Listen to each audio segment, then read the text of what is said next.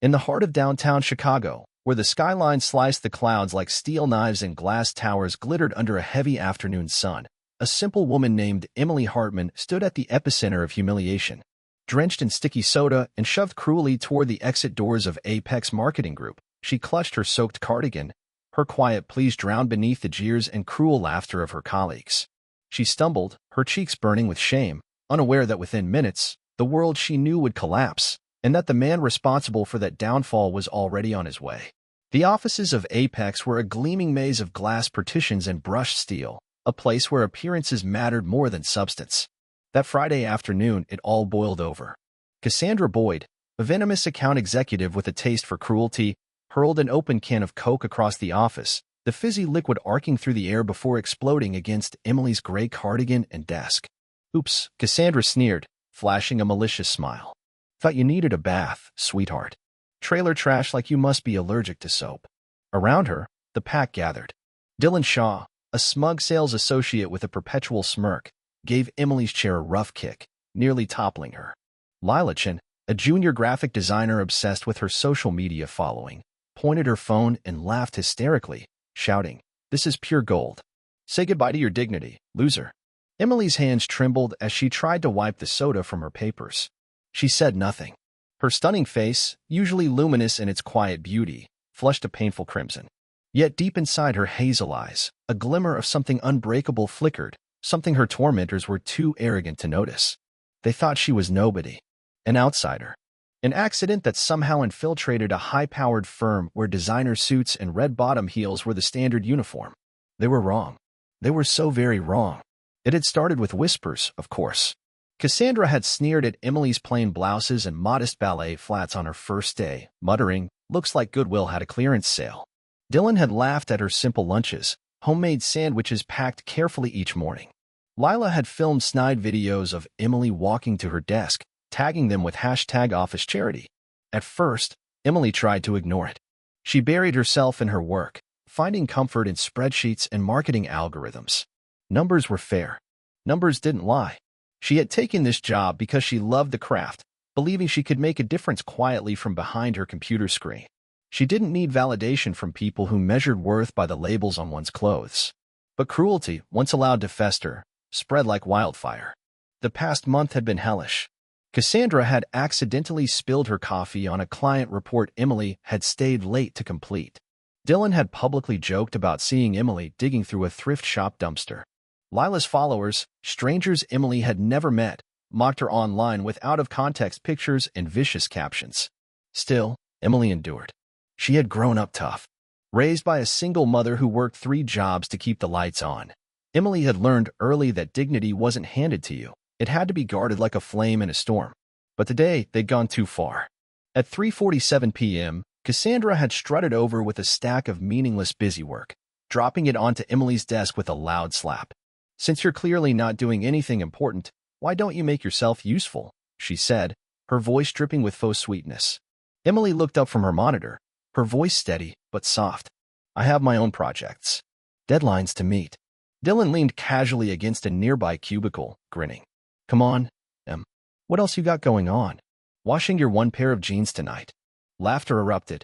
Emily clenched her hands beneath her desk. She wouldn't cry. Not for them.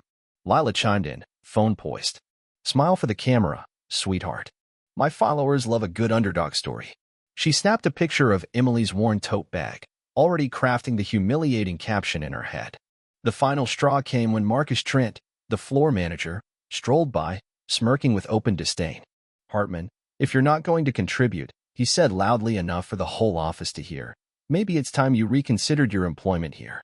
A sticky note, crumpled and half-torn, landed on Emily's keyboard. Written in aggressive black ink were the words, "Get your act together."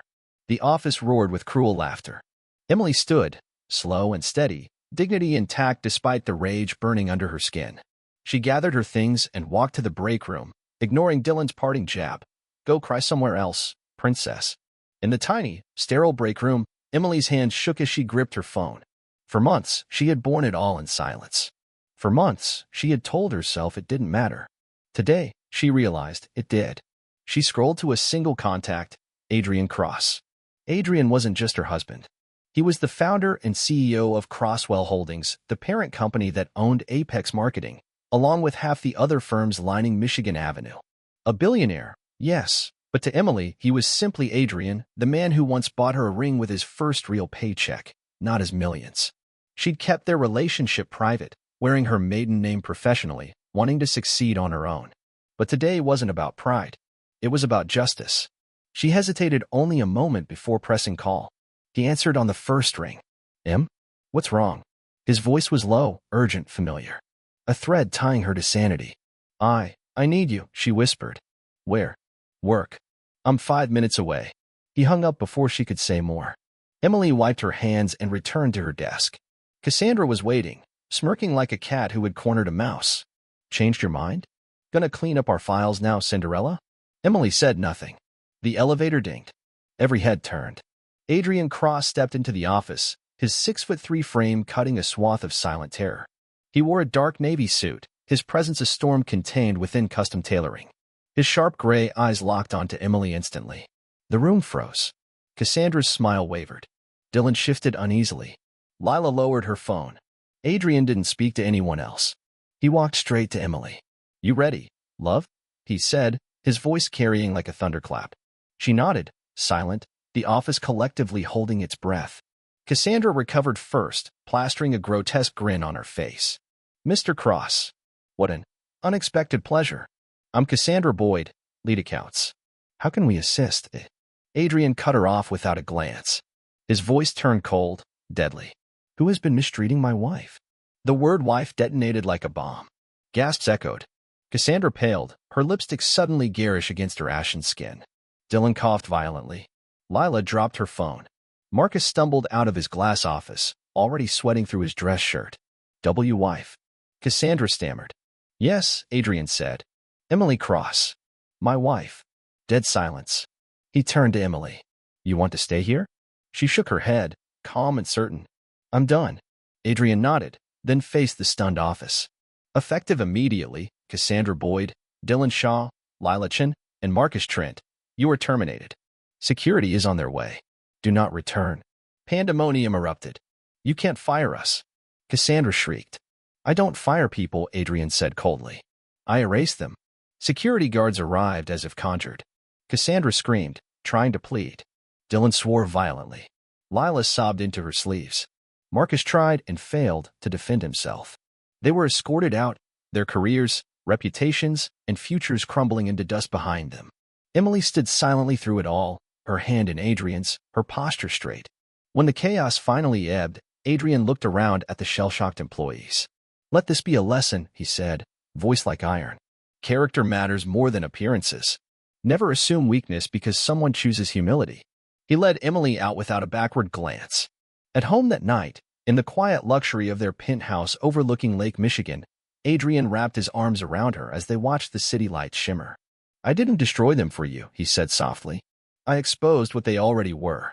Emily smiled faintly, resting her head against his chest. She had survived. She had endured. She had remained exactly who she was, graceful, kind, indomitable. And that was enough.